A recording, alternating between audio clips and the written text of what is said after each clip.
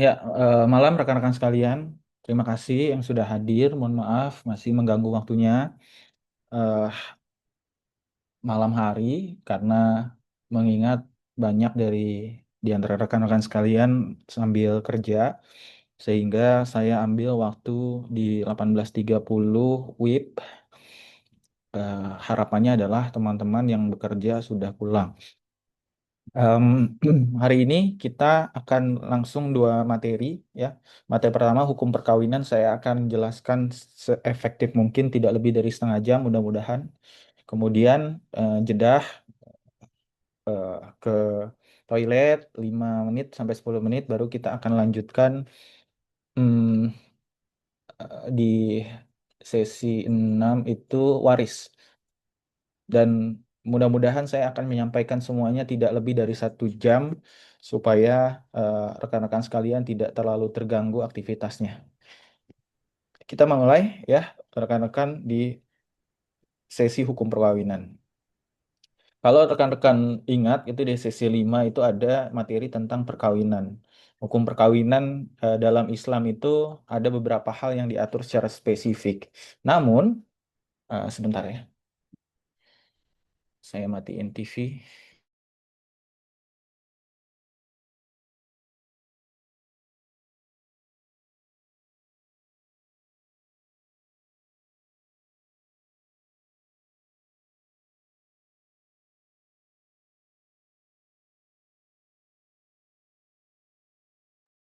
Ya, berkaitan dengan hukum perkawinan di dalam Islam itu memang banyak beberapa hal diatur secara spesifik, tapi tetap mengacunya Undang-Undang Nomor 1 Tahun 74 tentang perkawinan tentunya. Sudah cukup lama ya tahun 74 dan belum ada perubahan yang signifikan.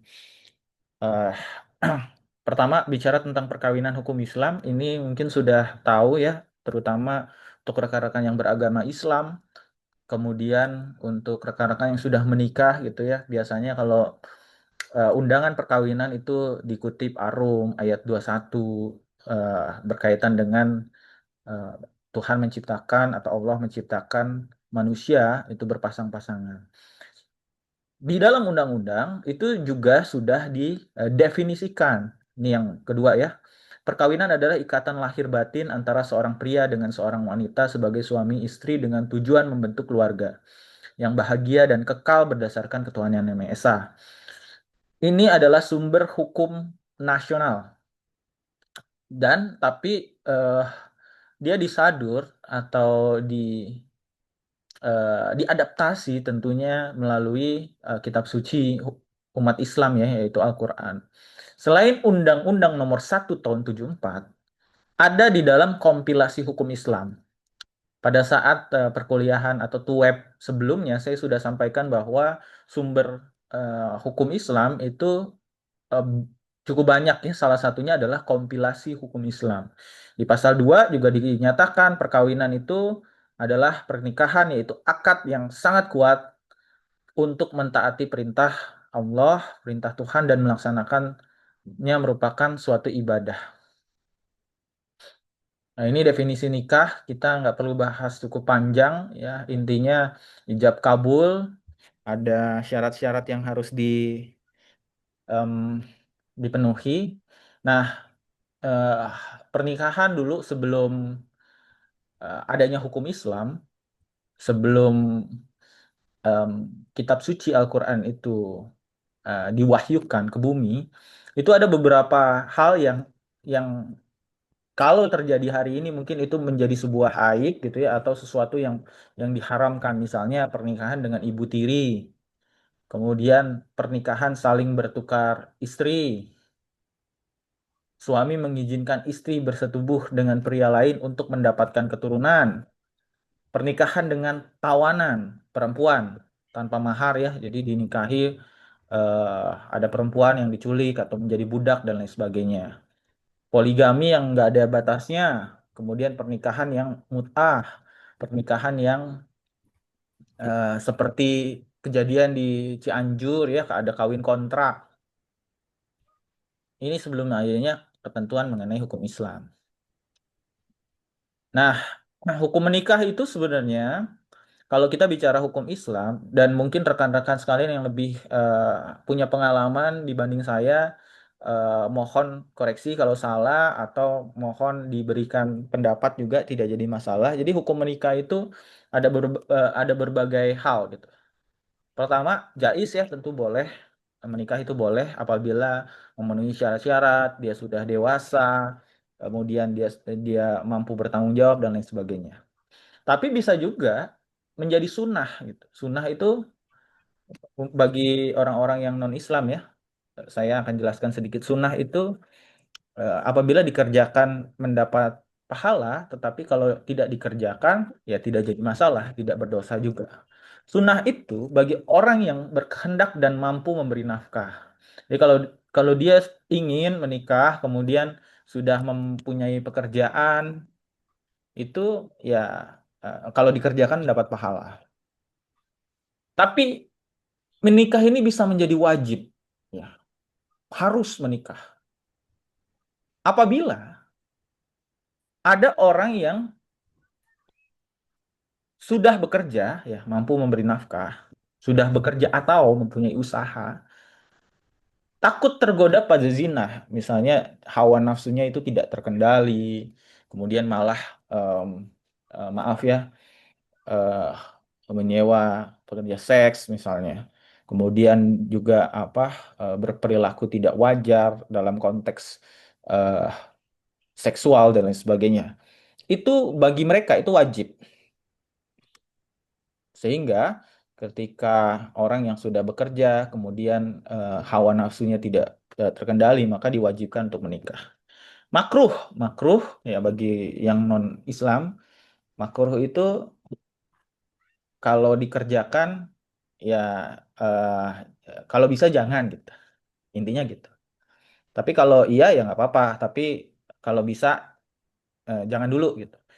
Makruh bagi orang yang tidak mampu memberi nafkah. Jadi kalau misalnya belum bekerja, misalnya masih sekolah, masih SMA, belum punya pemasukan dan lain sebagainya, ya kalau bisa janganlah, itu namanya makruh.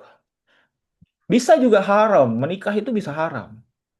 Ketika orang yang ingin menikah dan berniat untuk menikahi seseorang, tapi niatnya itu untuk menyakiti pasangan, untuk menyakiti pasangannya. Misalnya dendam, oh kamu saya nikahin, terus kamu ikut saya, baru saya kemudian eh, melakukan KDRT dan lain sebagainya karena eh, dendam misalnya. Itu nggak boleh, haram ya. Jadi hukum menikah itu tergantung situasi, keadaan, kondisi daripada manusia itu sendiri. Rukun nikah ya ada mempelai laki-laki dan perempuan tentunya ya, ini juga diatur, makanya misalnya ada perdebatan tentang LGBT. Kalau di agama Islam clear gitu ya, pasangan itu adalah pasangan yang beda, beda gender, laki-laki perempuan, ada wali, dua orang saksi dan melakukan ijab kabul. Sederhana ya. Unsur-unsur perkawinan, ikatan lahir batin, perkawinan seorang pria dan wanita bertujuan untuk membentuk keluarga yang kekal dan bahagia didasarkan ketuhanan yang Maha Esa. Nah, ada persoalan yang mungkin timbul, rekan-rekan sekalian. Kalau kita baca kitab Undang-Undang Hukum Perdata, Malam. itu dia tidak memberikan pengertian Aku arti. Zoom. Halo, ada yang ingin berpendapat? Belum? Oke, saya lanjut ya. Di KUA Perdata itu tidak ada pengertian perkawinan itu apa. Nah, KUA Perdata itu atau Burgerlijk Wetboek itu memandang perkawinan hanya dalam hubungan-hubungan keperdataan. Undang-undang itu mengakui adanya perkawinan, perkawinan yang sah, perkawinan yang memenuhi syarat-syarat KUA Perdata, tetapi syarat-syarat peraturan agama tidak diperhatikan atau dikesampingkan. Jadi di dalam agama itu biasanya ada beberapa prosesi ya tentunya ya, yang kemudian di KUA Perdata itu tidak diatur secara spesifik sehingga ada persoalan di sana. Nah, menurut doktrin para ahli ya, ya ini teoritis lah. Perikatan antara seorang pria dengan wanita yang diakui sah oleh undang-undang yang bertujuan membentuk dan membina kehidupan keluarga yang kekal dan abadi. Ini pengertian universal ya. Terlepas dari misalnya ada nikah siri.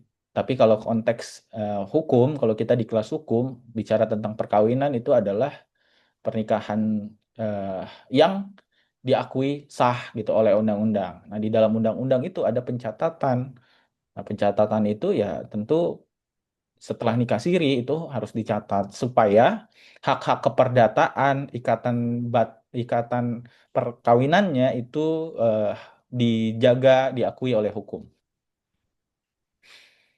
Nah, kemudian ada kompilasi hukum Islam yang saya katakan bisa menjadi sumber hukum primer daripada hukum Islam itu sendiri. Ini langsung yang kanan ya. Perkawinan itu yang B dilangsungkan oleh petugas catatan sipil atas permintaan pihak yang berkepentingan. Nah, ini yang saya katakan tadi gitu ya, bahwa bicara tentang hukum Islam, hukum perkawinan di kelas hukum sedapat mungkin untuk dilakukan pencatatan sipil. Perkawinan tidak dapat secara bebas menentukan sendiri syarat-syarat dari perkawinan karena telah ditentukan oleh undang-undang. Nah, ini jelas ya. Jadi telah di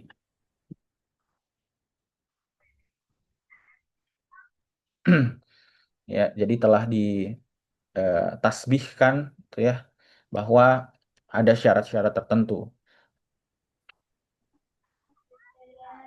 Hak yang bersumber dari perkawinan tidak dapat dialihkan kepada orang lain. Perkawinan putus karena kematian atau alasan-alasan yang ditentukan secara limitatif oleh undang-undang itu sendiri. Nah, karena ada kompilasi hukum Islam, positifnya adalah perkawinan menurut undang-undang berdasarkan asas monogami. Jadi kalau bisa, ya undang-undang itu mendorong kalau bisa itu eh, satu istri saja. Suami istri itu istrinya satu saja. Asasnya monogami. Tetapi tidak ditutup kemungkinan poligami juga masih ada kesempatan. Ketika kita bicara tentang Undang-Undang Perkawinan ya, nomor 1 tahun 74, itu ada ketentuan mengenai diperbolehkannya laki-laki berpoligami. Nah, inilah yang kemudian kalau kita lihat sejarahnya ya, kalau kita bicara filosofi, pada saat Undang-Undang nomor 1 tahun 74 ya, artinya berapa tahun lalu, kurang lebih 50 tahun yang lalu, itu suasana kebatinannya tuh masih DPR-nya itu masih banyak mungkin limit tidak banyak eh, orang-orang yang non-Islam misalnya lebih banyak orang Islam lebih banyak laki-laki yang membentuk undang-undang tersebut. Sehingga ada ketentuan mengenai poligami tetapi tidak disarankan untuk monogami, makanya asasnya monogami yaitu satu saja pasangan.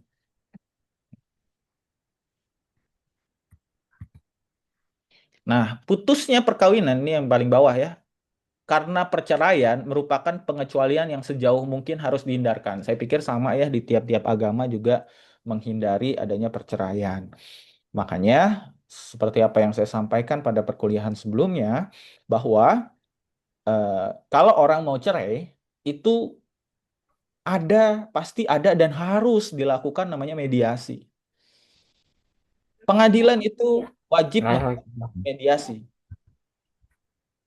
Supaya apa? Supaya para pihak yang ingin bercerai itu berdamai, berkompromi di pengadilan melalui mediasi. Harus ada itu. Kenapa ya? Karena sedapat mungkin harus dihindari.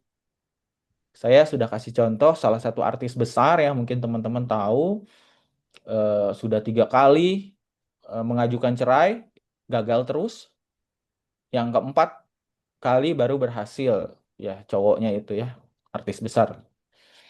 Kenapa? Ya karena mungkin belum ada alasan kuat untuk bercerai. Sedangkan pengadilan itu berupaya juga menghindari perceraian apabila masalahnya tidak jelas gitu. Hanya bosen misalnya itu nggak bisa. Jadi diarahkan ke mediasi, perdamaian. Tapi sisi negatifnya kompilasi hukum Islam itu ya tidak mencampuri upacara-upacara perkawinan. Jadi silahkan nih ada upacara-upacara kalau di Hindu misalnya ada prosesi dan upacaranya cukup banyak gitu ya, sebelum disahkan, sebelum dicatatkan itu tidak diatur secara spesifik. Itu diatur di hukum agama atau hukum adatnya masing-masing dan lain sebagainya. Syarat-syarat yang pokok yang sahnya suatu perkawinan menurut hukum perdata barat ini KUHA perdata ya. Ada dua calon, laki-lakinya umur 18, perempuannya 15. Dilakukan di depan pegawai catatan sipil. Ini prinsip-prinsip perkawinan saya rasa rekan-rekan sudah tahu ya, karena sudah dewasa, sakinah mawaddah warahmah, kebebasan memilih itu tidak dipaksakan kehendaknya. Ini prinsip ya. Tetapi sekali lagi di lapangan dalam konteks empiris itu ada saja ya seperti dijodohkan dan lain sebagainya gitu. Tapi sebenarnya ada salah satu prinsip yang memang mesti dibebaskan dalam memilih. Kemudian ada muasyarah bil ma'ruf, hubungan dan relasi baik yang dibangun antar suami dan istri serta terhadap anggota keluarga yang lainnya. Kalau bisa sih hubungannya baik.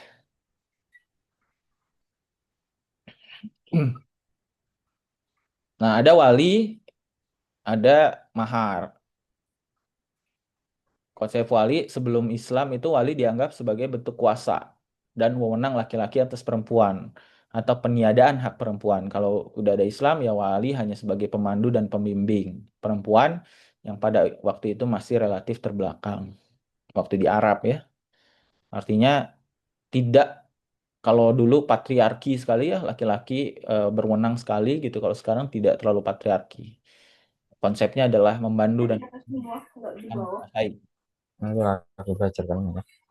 Mahar. Sebelum Islam, mahar itu dianggap sebagai bentuk harga diri seorang pengantin perempuan. Jadi sebelum adanya aturan hukum Islam itu ya gede-gedean. Semakin tinggi besarannya, maka itu adalah harga diri perempuan. Tapi sesudah Islam itu mahar itu merupakan cerminan atau bentuk kesungguhan cinta kasih yang diwujudkan dalam pemberian. Jadi pemberian itu wujud cinta kasih lah. Walaupun hari ini kita lihat beberapa adat memang memandang mahar itu adalah eh, sebuah bentuk harga diri gitu. Makanya kalau mungkin di sini ada orang Makassar, ada orang Panai gitu ya, semakin tinggi status sosialnya, semakin tinggi pendidikannya, maka semakin besar mahar yang harus dibayar karena masih dianggap bentuk harga diri misalnya. Dan itu sah-sah saja ya dalam konteks adat gitu ya. Tetapi kalau bicara tentang hukum Islam khususnya, itu mahar bentuk kesungguhan cinta saja. Nah, ada beberapa kontroversi dalam praktik pernikahan itu poligami itu masih kontroversi ya tentunya kontroversi itu masih debatable, ada yang menolak, ada yang mendukung dan lain sebagainya. Perkawinan siri yang tadi saya bilang nikah mut'ah, kawin Nih, di kontrak, dalam. kemudian ada nikah beda. Ini dulu. Nah, poligami memang ada gitu ya, tapi latar belakangnya itu setelah ada perang Uhud ya banyak memakan korban jiwa khususnya perempuan laki-laki. Nah, laki-lakinya meninggal akibat perang, kemudian banyak janda dan anak yatim yang tentunya terlantar ya. Sehingga ya dianggap ya silakan berpoligami karena eh, laki-laki mungkin lebih terbatas daripada perempuan akibat eh, gugur di dalam medan perang. Tetapi ya hari ini memang banyak yang mungkin tidak tidak menginginkan adanya poligami gitu. Ya sah-sah saja gitu ya. Karena apa? Penekanannya adalah pada konsep keadilan, bukan pada banyaknya istri. Kalau kita lihat ya ada konsep apabila kita eh, meyakini bahwa kita bisa berlaku adil, ya maka dipersilahkan dan tentu mesti seizin daripada istri. Kemudian pernikahan siri ya di dalam Islam ya tentu diperbolehkan gitu ya. Ya, pernikahan yang meskipun telah memenuhi rukun dan syarat pernikahan sesuai ketentuan syari, namun tidak dicatatkan di KUA. Pokoknya kalau nikah resmi ya ada akta nikahnya, sah secara agama, sah secara hukum nasional juga. Tapi kalau nikah siri tidak ada aktanya. Dianggap sah secara agama, tetapi tidak sah secara hukum. Kalau bicara tentang hukum, ya karena kita di kelas hukum, itu nikah siri itu tidak sah gitu ya, tidak sah secara hukum. Pelanggaran terhadap Undang-Undang Nomor 1 Tahun 74 yang menyatakan di pasal 2-nya perkawinan sah kalau dilakukan menurut hukum masing-masing agamanya dan kepercayaannya. Nah, ayat 2 ini yang menjadi penting adalah tiap-tiap perkawinan dicatat menurut peraturan perundang-undangan yang berlaku. Jadi, sah secara hukum itu adalah dicatat.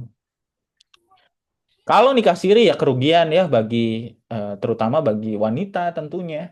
Karena misalnya hak-hak waris, hak dinafkahi mungkin secara hukum Islam itu ada, tetapi dalam konteks hukum nasional apabila dia gugat ketika bercerai, dia menggugat untuk tetap dinafkahi, itu agak sulit menang ya di pengadilan umum, pengadilan hukum gitu ya, pengadilan yang secara universal, pengadilan agama. Kenapa ya? Karena di mata hukum perkawinan itu belum sah gitu, sehingga tuntutan-tuntutan itu sulit dikabulkan oleh hakim.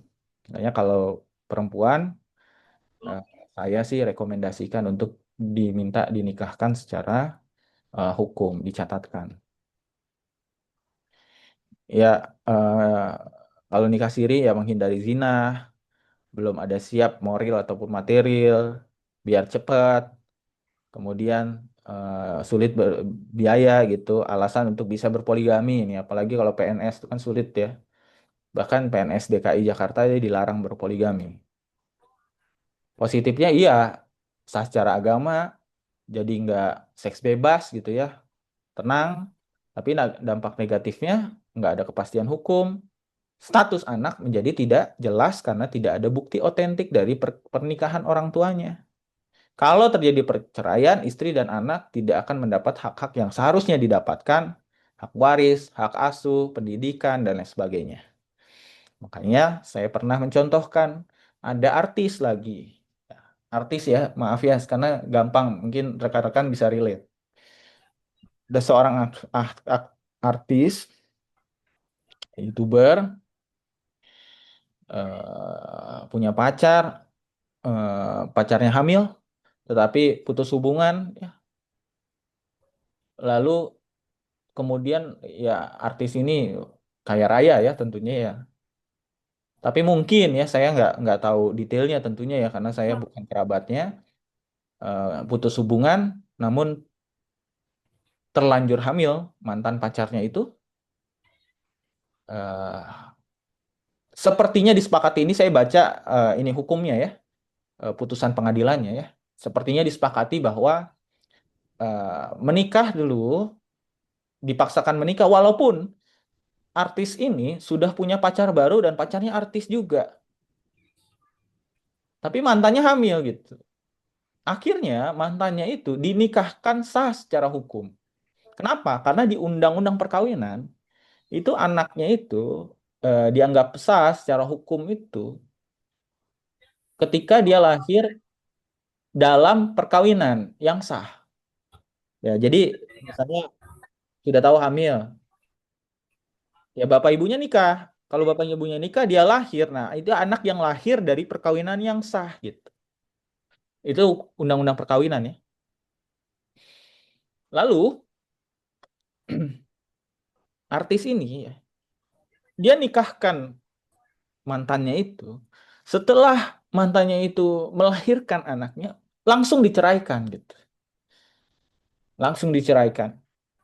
Resmi di pengadilan agama bercerainya beberapa hari setelah anaknya lahir gitu.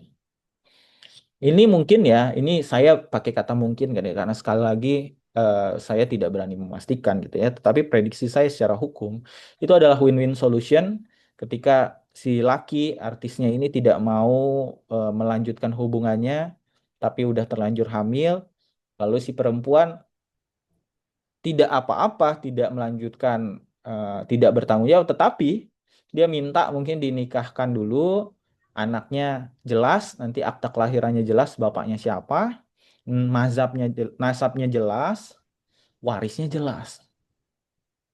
Meskipun berpisah, ini konsekuensi hukum ya. Saya tidak tahu pengacara pengacara artis itu membaca eh, potensi problem suatu saat ketika ya di pengadilan agamanya tentu ada nafkah yang harus dipenuhi oleh si artis ini.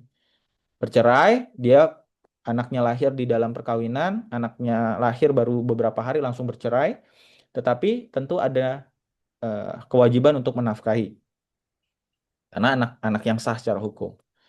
Konsekuensinya suatu saat nih, rekan-rekan, kalau anaknya itu sudah dewasa 20 tahun ke atas, ya tentu dia punya hak waris yang sah secara hukum Islam.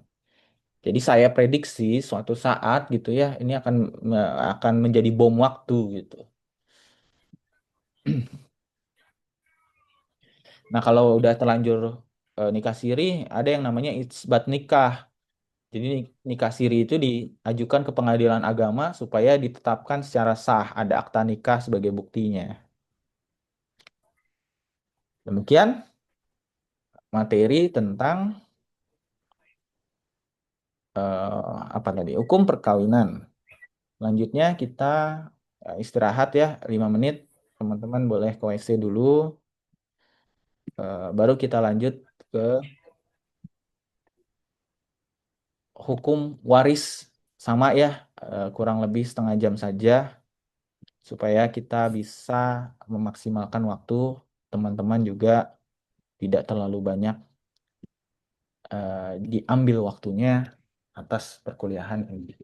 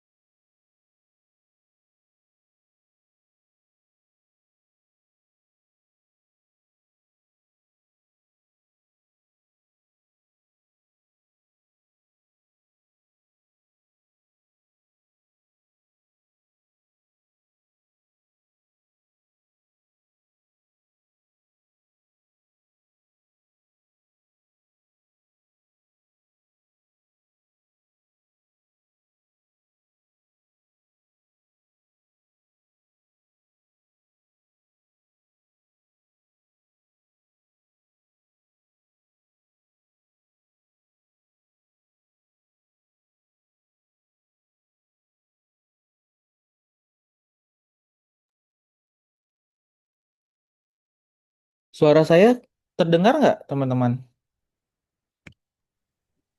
Terdengar, Pak. Oh, dengar, Pak. Ya, ya, oke, oke.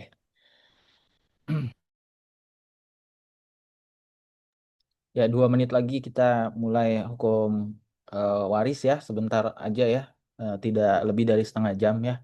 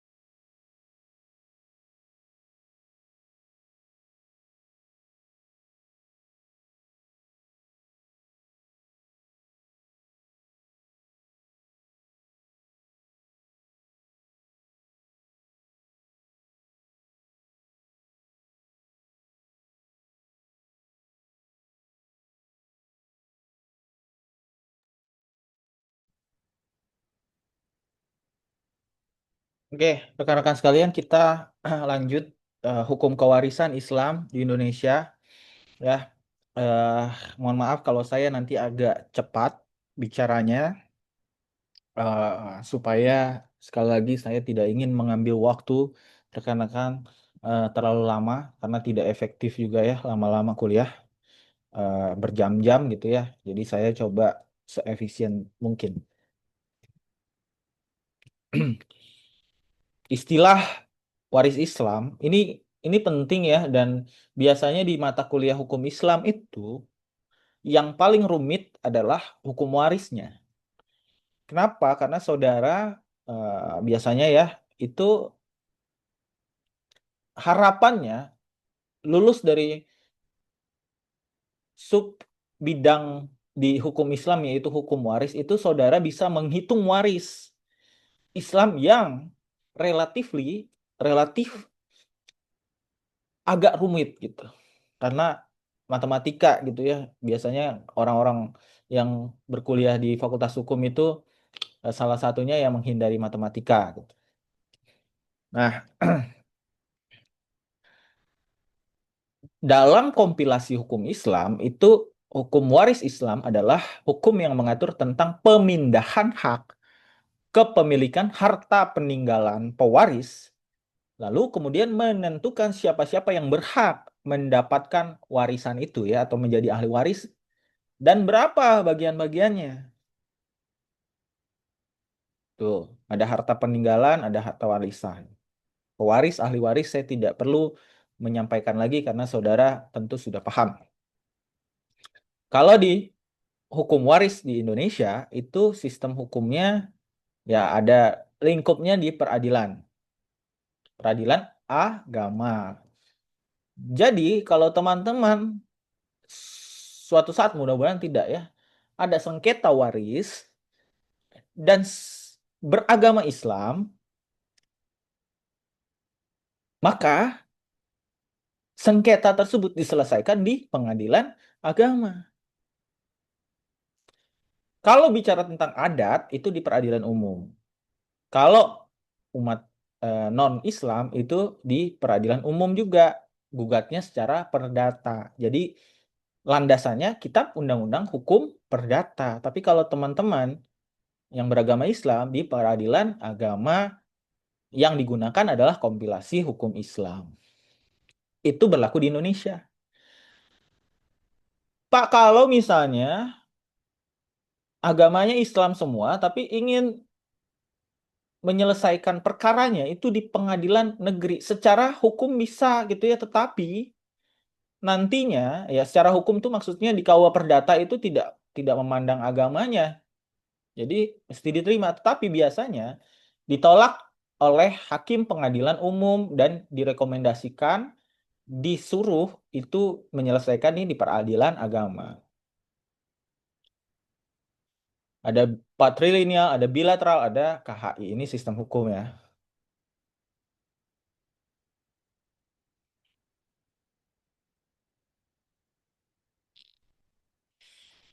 Ada hukum menentukan masyarakat, maka hukum mencerminkan masyarakat. Hukum perkawinan dan hukum kewarisan menentukan dan mencerminkan sistem kekeluargaan yang berlaku dalam masyarakat yang bersangkutan. Ini menurut Al-Quran. Jadi ada 3 sistem garis keturunan. Patrilineal ya, setiap orang menghubungkan dirinya kepada ayahnya. Ada matrilineal kepada ibunya. Ada bilateral, setiap orang menghubungkan dirinya dalam keturunan ayahnya dan ibunya, seperti di Pulau Jawa. Matrilineal ini Minangkabau ya. Suku Minang ada yang matrilineal. Bahkan di sana ya, bagi orang yang Minang di sini mungkin tahu ya, ada konsep, saya tidak tahu di Pariaman atau di mana ya, ada Lubuk apa gitu ya, saya lupa. Itu ada konsep di mana justru yang membayar itu adalah keluarga istri ke keluarga suami. Kenapa? Karena ya konteksnya matrilineal. Patrilineal ya di Batak, di Bali ya itu juga patrilineal.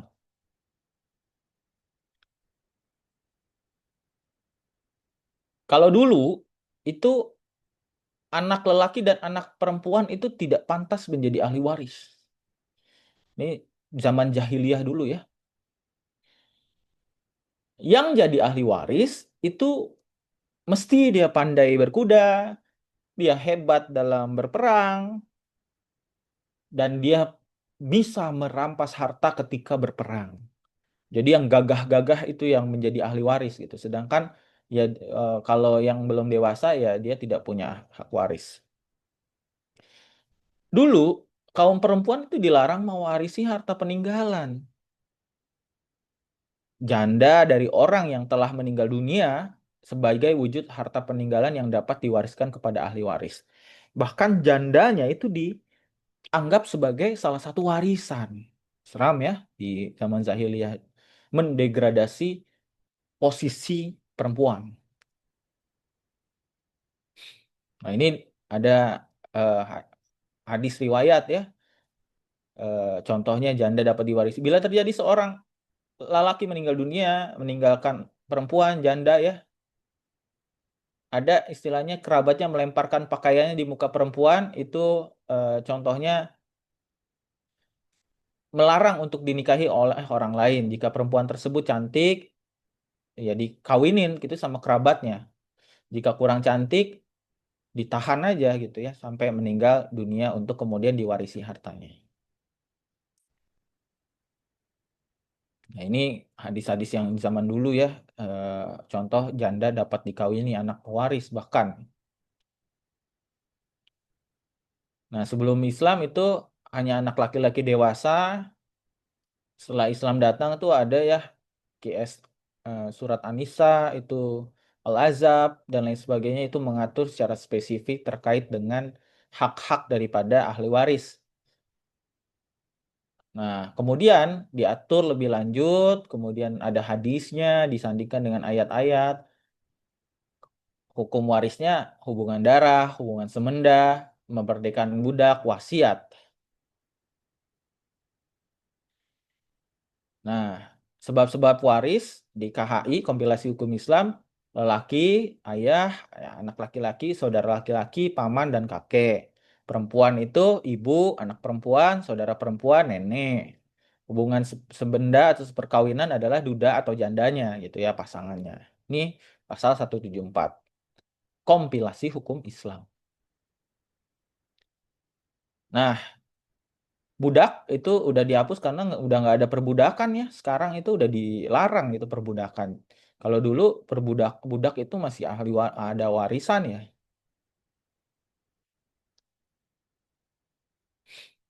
Nah, pemberian wasiat kepada seseorang dapat digantikan dan lain sebagainya. Nah, ini bedanya sama negara-negara barat ya. Kalau teman-teman sering nonton film, kemudian ada ya film tentang orang kaya, dia meninggal, kemudian dia tulis wasiat. Wasiatnya itu dibacakan oleh pengacara bahwa anak perempuan dikasih A, B, C, istri dikasih A, B, C, dan lain sebagainya. Itu berlaku ya, wasiat itu lebih tinggi daripada hukum warisnya. Tetapi kalau di Indonesia, khususnya dalam konteks hukum Islam, itu wasiat itu tidak serta-merta dikabulkan semua gitu. Kenapa? Karena yang didahulukan adalah ahli waris yang secara hukum Islam itu sudah diatur bagiannya.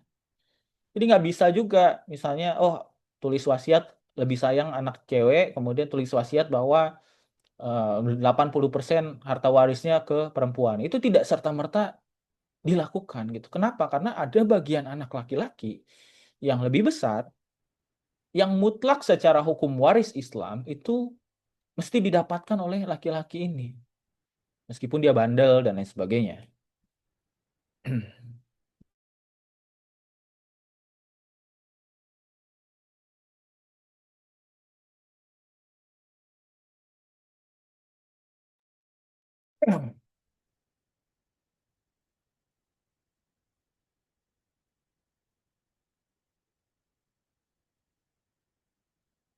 Pewaris, orang yang meninggal dunia, waris adalah ahli waris yang masih hidup, harta peninggalan, maurus. Syarat ya tentu meninggal dan punya harta ya. Kematian tuh ada 3 rekan-rekan sekalian. Ada mati hakiki, ya dia sudah meninggal, dan meninggalnya itu bisa dilihat lah bahwa dia meninggal. Ada alat buktinya, ada surat kematian biasanya ya kalau ngomongin waris ya, dari rumah sakit kita urus surat kematian. Ada mati hukmi yang kedua, kematian yang disebabkan adanya putusan hakim. Misalnya, oh dia yang kemarin saya sudah sempat singgung ini, orangnya hilang, udah berpuluh-puluh tahun, nggak tahu di mana. Minta tolong pengadilan untuk menyatakan bahwa orang hilang itu meninggal. Supaya apa? Supaya warisannya bisa dibagi. Ada mati takdiri. Kematian seseorang berdasarkan dugaan. Bayi yang baru lahir itu dipukul terhadap ibunya agar ibunya meminum racun yang mengakibatkan bayi dalam kandungan meninggal dunia. Syarat waris ya tentu masih hidup saat pewaris meninggal dunia. Agamanya Islam tentunya ya, karena ini bicara hukum waris Islam. Makanya ada kisah nyata gitu ya, dia punya 2 anak, eh, yang satu Islam, yang satu sudah pindah agama ke Kristen. Orang tuanya kaya raya.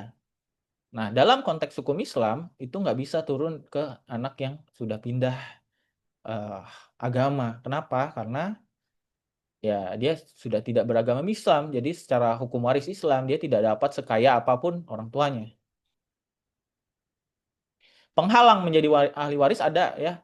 Misalnya ya terbukti secara sah bahwa dia yang berupaya atau dia yang melakukan pembunuhan terhadap orang yang punya harta. Dia nggak beragama Islam dan terhalang oleh ahli waris lainnya. Misalnya dia saudara saudara jauh gitu ya. Kalau udah ada ahli waris utama ya dia nggak dapat. Nah ini kalau karena pembunuhan itu nggak bisa ya. Yang bunuh itu gugur hak warisnya meskipun dia anak kandung laki-laki.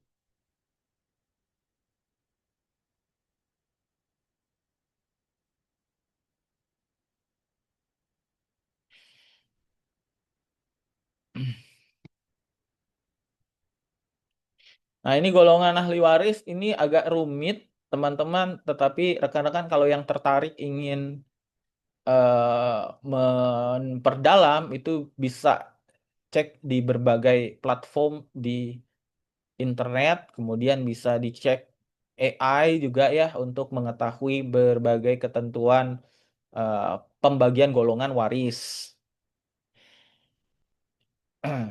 Dia ada yang dapat gede, ada yang dapat kecil. Di sini dijabarkan sebenarnya.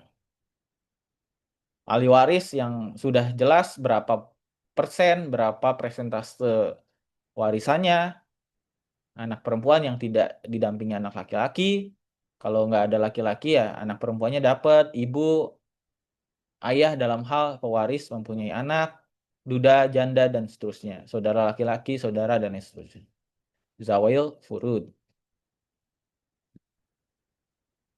Ini juga ya dan lain sebagainya. Ini cukup panjang ya. Jadi tidak saya jelaskan satu-satu karena kalau satu-satu mungkin 2 jam belum selesai.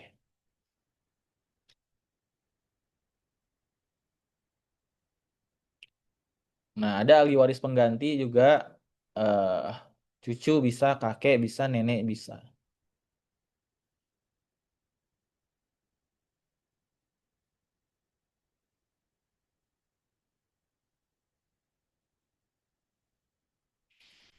Asabah. Asabah itu golongan ahli waris yang mendapat bagian terbuka.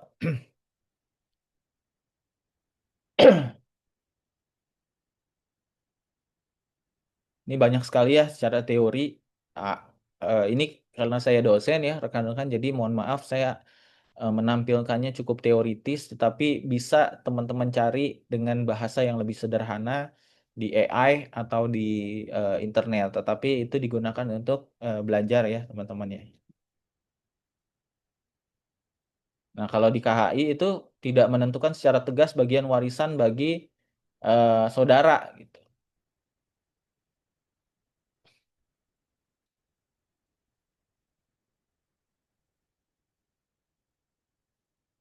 Ini pasal-pasalnya ya cukup jelas. Jadi kalau kita mau bagi waris itu, kita bisa baca juga kompilasi hukum Islam ya. Kalau dulu kan susah internet ya, kalau sekarang kan internet udah menjelaskan tuh bahkan kayaknya saya belum pernah nyoba gitu ya. Tetap sepertinya AI itu bahkan bisa dia menghitungkan waris berapa persen dan berapa banyak gitu. Saking sudah majunya dunia modern hari ini. Gitu ya. Kalau dulu saya zaman kuliah itu ujian akhirnya itu menghitung waris gitu. Jadi dosennya itu memberikan soal si A itu punya harta berapa, dia punya adik, dia punya kakak, dia punya anak cewek berapa, anak cowok berapa, dan lain sebagainya itu kita ngitung sendiri. Jadi kalau sekarang ya teman-teman bisa belajar banyak dari internet. Nah, keutamaan Hazairin ya, anak-anak, laki-laki dan perempuan, dan ibu, ayah, janda atau duda yang ditinggalkan. Baru saudara laki-laki dan lain sebagainya. Ada keutamaan pertama, keutamaan kedua, keutamaan ketiga, keutamaan keempat. Ini layering ya. Intinya derajat ahli waris itu ya anak dan keturunannya dulu. Duda atau jandanya, baru kakek nenek atau ayah ibu. Derajat ini menentukan presentase ya, presentasenya teman-teman bisa dicek di internet.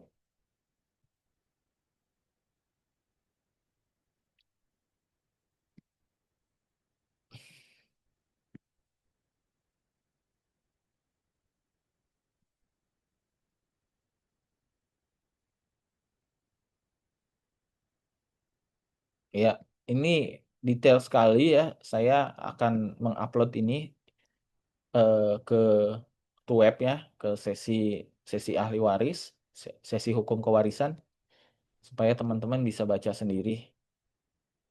Intinya sangat-sangat rumit. Nah, ini nih. Ini langsung tabel garis hukum kewarisan ya. Anak laki-laki versus anak perempuan di pasal 176 di kompilasi hukum Islam itu 2:1 rekan-rekan.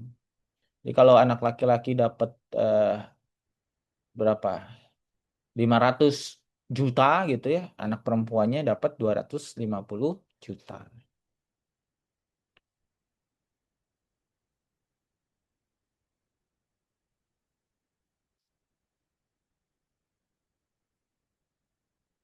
Jadi hitungannya rumit teman-teman. Apalagi menggunakan mengkalkulasi secara matematis ya.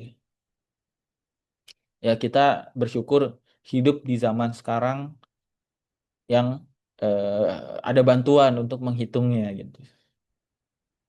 Kalau enggak dulu ya susah, kita harus oret-oretan pakai kalkulator.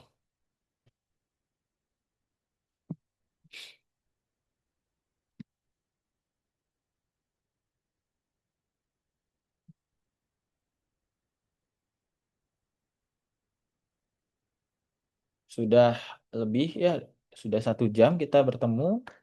Itu saja yang mungkin bisa saya sampaikan. Rekan-rekan sekalian, ada yang mau ditanyakan?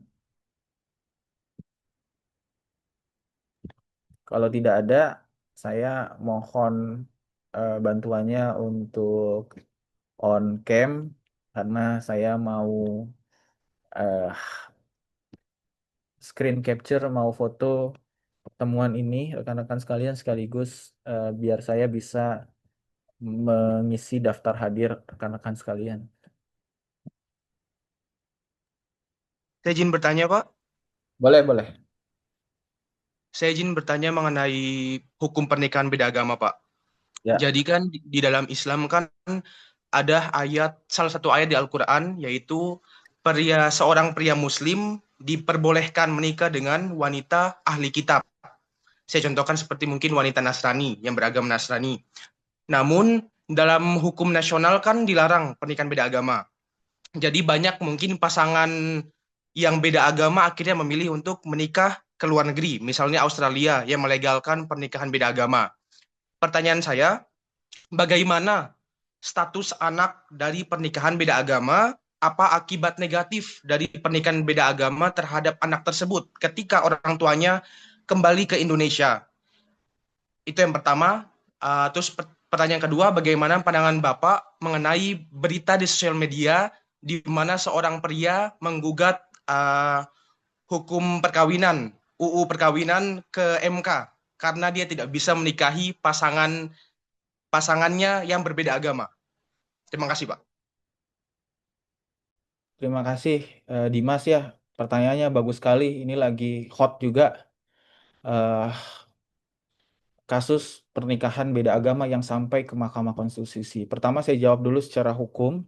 Ketika ada seseorang dia tidak diperkenankan untuk menikah secara resmi, secara hukum di Indonesia karena beda agama, lalu kemudian menikah di luar negeri baru kembali lagi.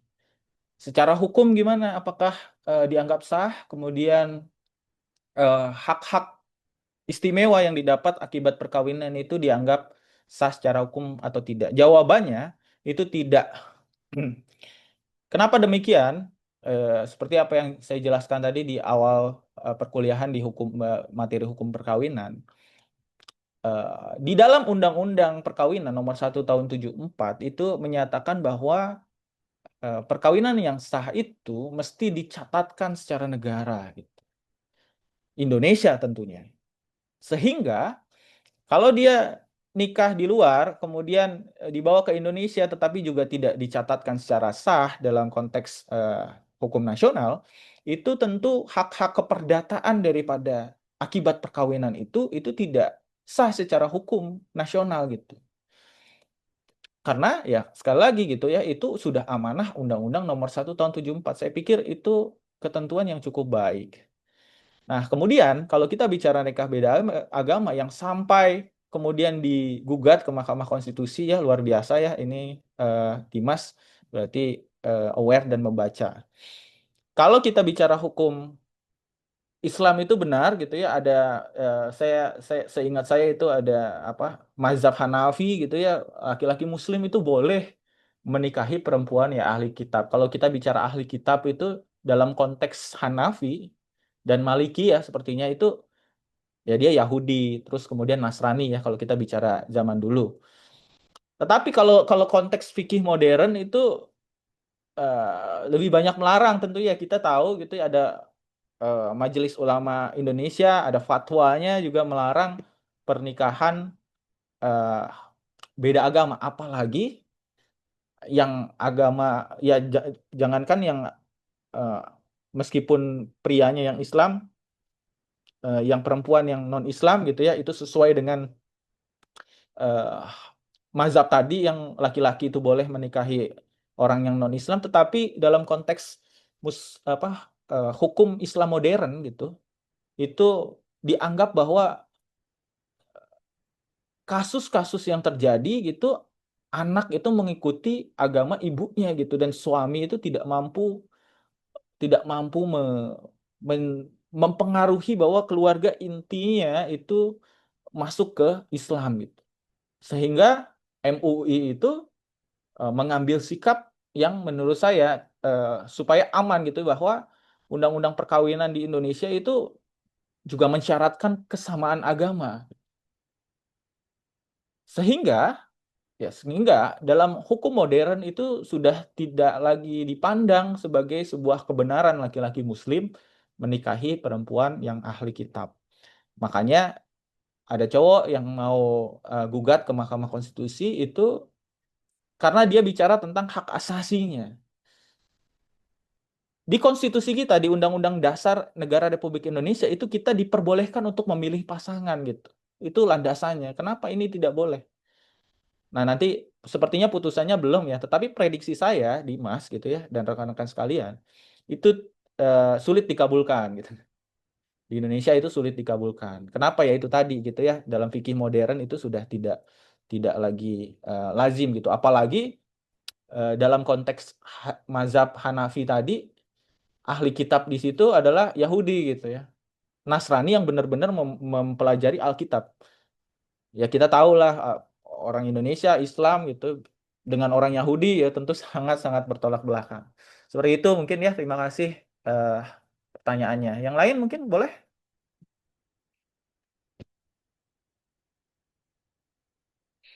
Kalau tidak ada, saya izin eh, foto ya. Saya izin dokumentasi supaya saya juga bisa absen dengan mudah. Saya lupa nih gimana caranya ya. Oh ya. Sebentar.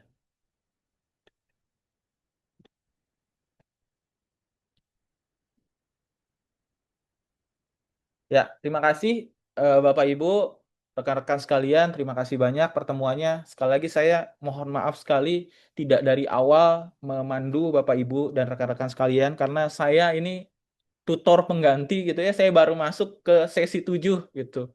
Rekan-rekan saya baru masuk pada saat sesi 7 baru saya disuruh mengampu kelas ini. Jadi mohon maaf atas keterlambatan itu, di luar kehendak saya gitu ya, karena saya dosen pengganti, saya baru tahu kalau ada kelas ini di sesi 7. Dan kita sudah maksimal sepertinya. Saya akan berusaha memberikan nilai yang baik untuk rekan-rekan sekalian. Terima kasih kebersamaannya. Kita sepertinya tidak akan bertemu lagi karena sudah 2-3 kali, 4 materi sudah kita selesaikan. Berhubungan juga sudah sesi 8.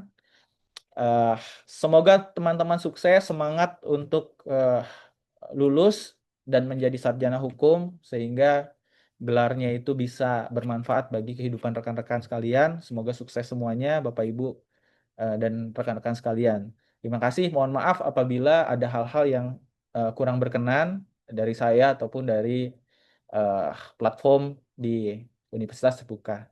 Terima kasih ya. Silahkan menjalani aktivitas selanjutnya. Mudah-mudahan bermanfaat. Tugas dan lain sebagainya segera akan saya selesaikan. Mohon rekan-rekan menyelesaikan juga tanggung jawab rekan-rekan di platform e-learningnya. Kalau tidak ada yang ditanyakan, saya akan tutup. Rekan-rekan sekalian, terima kasih. Selamat menjalankan aktivitas selanjutnya. Semoga sukses dan mendapatkan gelar sarjana hukum. Terima kasih ya. Baik. Terima kasih, Baik, Pak. terima kasih Bapak. Terima kasih, Bapak.